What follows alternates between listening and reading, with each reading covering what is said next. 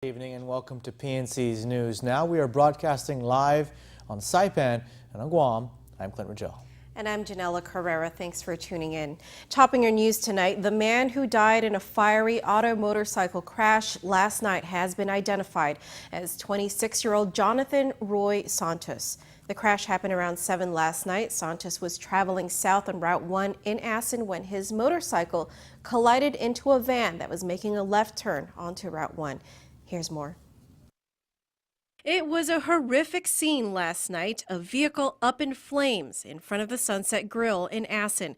Many residents and passersby took out their phones to take photos and videos as it unfolded and shared them on social media. Please be advised, some of these images may be disturbing for some viewers. Why are they still driving? Why are they? Why are they driving? Stop. Oh, We are right in front of Harley Davidson, and I believe that is Sunset Grill. That is a car on fire. We cannot pass. That car is gonna blow. First time I've ever seen anything like this. There's the fire truck. Guam Police spokesman Officer AJ Balahaja explains exactly what happened. It was just after 7 p.m. What we have is the operator, a male operator of a motorcycle headed south on Marine Drive. The male operator of the van coming out of the parking area of Sunset Grill onto Marine Drive, attempting to cross the southbound lanes and colliding with the operator of the motorcycle.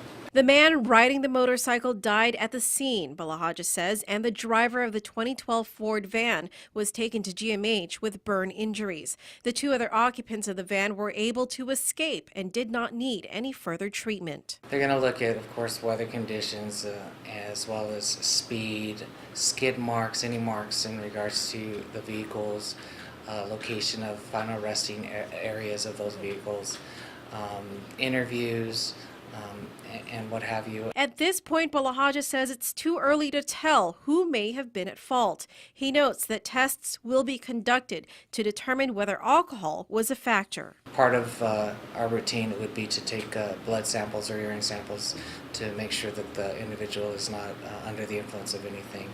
As well, the victim, if they're able to get any blood or anything to be able to test that, they'll do so as well. Medical examiner Dr. Aurelio Espinola says Santos died on impact before the vehicle erupted into flames. Aurelio determined the cause of death to be a basal skull fracture and a crushed chest and abdomen. Meanwhile, in other news, Guam police officer who was hospitalized while undergoing SWAT training has passed away. GPD spokesman Officer AJ Balahaja says Officer Siegfried Mortera died Saturday evening after spending several days in critical condition at Naval Hospital. Last week, Wednesday, Officer Siegfried Mortera collapsed while undergoing SWAT training. He was rushed to Naval Hospital in critical condition. After spending several days in critical condition, he became unresponsive and was taken off life support Saturday evening.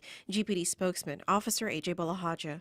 We are confirming that Officer Mortera did pass away on Saturday early evening, and our officers are mourning his death, and we give our condolences and prayers to his family, and we will be there to support his family through this. Balahaja says Officer Mortera had been with the force for 17 years. Medical examiner Dr. Aurelio Espinola says Mortera had suffered a heart attack before he was rushed to the hospital. Espinola says according to his reports, Officer Mortera was not in any kind of physical stress when he suffered the heart attack. He also tells us that this is not the first time Mortera had suffered a heart attack. Meanwhile, Balahaja says GPD has made adjustments to their SWAT program as two other trainees were hospitalized last week. One officer was taken to GMH for dehydration, and another trainee was taken to Naval Hospital also for dehydration. Since Wednesday, there's been some adjustments to bring them out from the heat at the range, because they were scheduled all last week to be out at the shooting range, and they were brought in for some class time Thursday to to just kind of rest and rehydrate and what have you. All along they are told how extensive and how demanding this training is. I mean, it is SWAT training, and to stay hydrated and eat and what have you. Balahaja also updates us on the condition of the two officers being treated for dehydration. From what I understand, that officer has made full recovery, and he's still there for observation. Should be released within the next day or so. As far as the individual or the officer that's up at Naval Hospital, same results, recovering, and hopefully that officer will be released from Naval Hospital within the next couple of days. Balahaja says GPD is speaking with the Mortera family to plan his funeral with full honors. He asks that the public and the media respect the family's privacy during this difficult time. It took 2 months, but a wanted notice for 35-year-old James Nicholas Corpus resulted in his arrest over the weekend.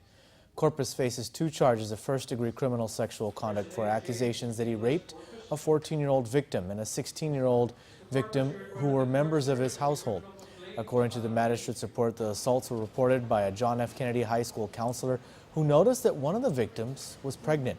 The victim alleged that Corpus had touched her private parts and had sexual intercourse with her since she was a 4th or 5th grade student. A second victim told police that Corpus began sexually assaulting her when she was in the 4th grade. One of the victims said she saw Corpus take pictures of her while she was showering, and the victim's mother told police she found pornographic videos on the defendant's phone. Superior Court Judge Alberto Tolentino today set bail for Corpus at $500,000 cash. Your Honor, the people are going to ask for $500,000 cash bail in this case based on his prior criminal history. He's still on pretrial release in a sex-related offense in CF 626-13. The victims in this case were 2 minor children, and there's indication in the police report that this individual was purposefully evading the police before capture. Corpus pleaded guilty in another criminal sexual conduct case involving a minor last year, and court documents show he failed to report in person for probation several times. A purse was stolen from a pregnant woman at GPO over the weekend, but thanks to the bravery of a group of basketball players, a suspect was arrested and the purse was recovered. PNC's Betsy Brown reports. The people of Guam are charging you with third-degree robbery, theft of property, and aggravated assault, all as third-degree felonies, as well as the special allegation that the crime was committed against a vulnerable victim. 30-year-old Anthony Vincent Madagoli was arrested over the weekend after he was stopped by a group of Good Samaritans. Guam Police spokesman Officer AJ Balahaja says Madagoli is accused of assaulting a pregnant Korean woman in the parking lot of GPO on Saturday. According to Balahaja, the victim fell to the ground as the suspect grabbed her purse and fled. The victim was treated and released at Guam Memorial Hospital for her injuries. A group of basketball players who had just wrapped up a game inside the Tamuning gym chased the suspect down and held him until police arrived. I guess they heard the lady screaming and they came out to see what was happening, and the younger guys were able to chase down the suspect and catch him. And we really appreciated that they're able to help out around the area. Tamuning Vice Mayor Ken Santos says it was a group of Chukis basketball players who helped police catch Madagoli. PNC contacted the leader of the group, but he didn't want to be interviewed or identified. Santos says the group has also water blasted the outdoor courts and cuts the grass for the mayor's office from time to time. And with the number of thefts in the community lately, he's thankful to see young people doing something positive. But we're very grateful to the guys that did the chasing and catch the guy. Yeah. And I'm glad that nobody else got hurt. Madagoli, who has a prior record, appeared in court today where bail was set at $10,000 cash. Betsy Brown, PNC News. Over the weekend, a boy at a daycare center was shot in his chest with a pellet gun by another boy. PNC's Brazil Romanes spoke with the boy's mother earlier today to find out what happened. Police are investigating the shooting of a 6-year-old boy at a daycare center on Saturday. There was a report of a 6-year-old being shot in the upper chest area by a pellet or BB. And the suspect of that happens to be the same age as the victim. Ramona, the mother of 6-year-old Dean, tells us that she left her son at the daycare and picked him up a little after 5 that evening. She noticed that her son was just sitting down quietly and looked spaced out. Then when she asked what was wrong, Dean told her, "Mommy, I got shot."